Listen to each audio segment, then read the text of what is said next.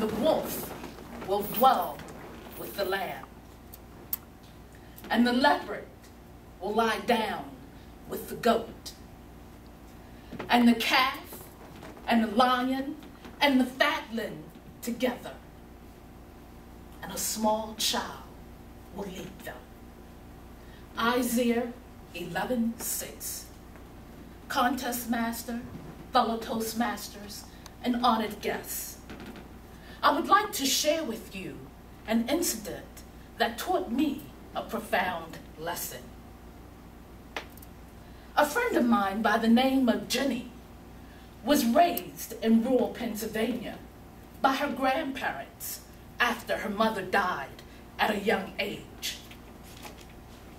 Jenny came to Baltimore once she completed her education. She would go back to Pennsylvania to visit her grandparents once, twice a month. She would take them shopping, help them with household chores, and just spend time with them. Now, of course, Jenny had her own life in Baltimore. She had met a man, an older man who had a teenage daughter by the name of Tia. And one day, as Jenny was preparing to go visit her grandparents, Tia asked if she could go with her. Now, when the grandparents saw Tia, they looked at her in bewilderment, for Tia was biracial. The grandparents pulled Jenny to the side, and they asked, "Is she Mexican?" "No." "Is she Chinese?" "No." They kept asking, and finally they asked, "Is she black?" Yes, one parent is black, and the other is white. And it was to the horror of the grandparents that they realized that their white granddaughter, Jenny, was dating a black man. Grandpa had always told Jenny that she was not to speak or go out with black men. And if she even thought about marrying one, he would disown her. There was a lot of ruckus in that house that night. Grandpa wanted Jenny and Tia to leave immediately. Grandma, just a little petite of a woman, she said, "I've already lost my daughter. I will not lose my granddaughter, and she will be welcome in this house." That evening, Grandpa stopped speaking to Jenny. Grandpa refused to go to family functions where Jenny might be. Grandpa refused to talk to Jenny when she called on the telephone. And Grandpa refused to go to Jenny's wedding to that black man. Still, Jenny would visit her grandparents, and Tia would go with her. Now, you know teenage girls, they don't want to hang around with old people. Teenage girls want to go shopping in the mall.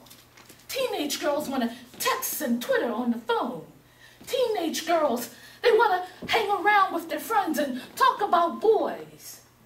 But Jenny had Tia go with her because Tia loved Jenny.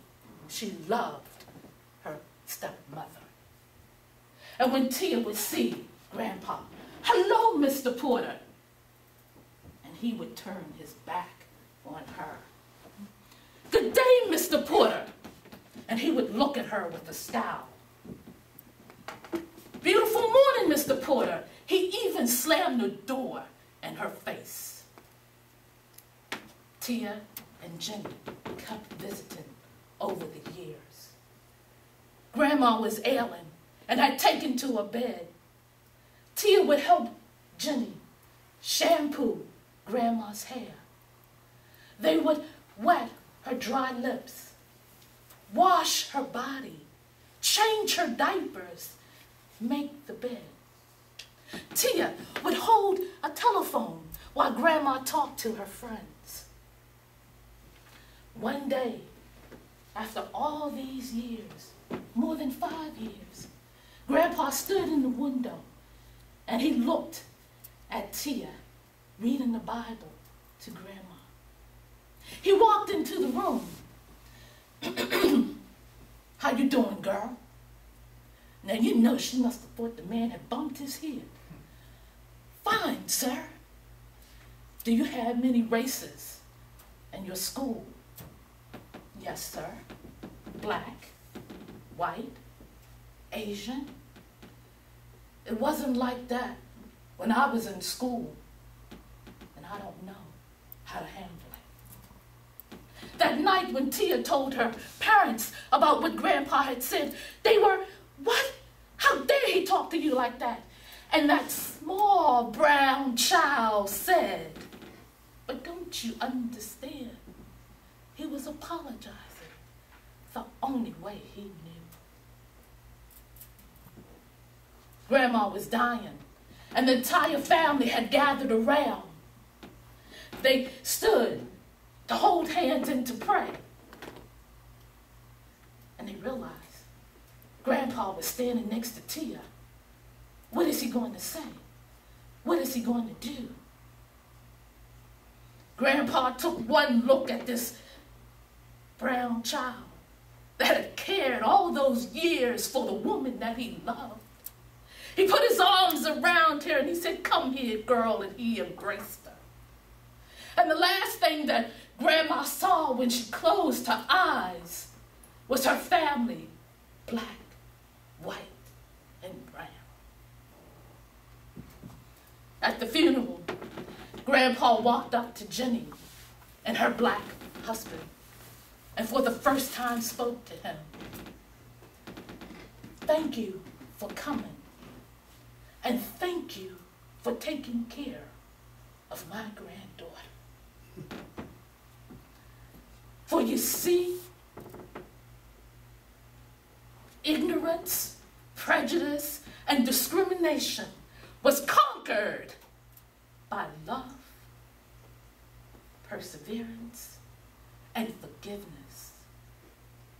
And the small child shall lead us all."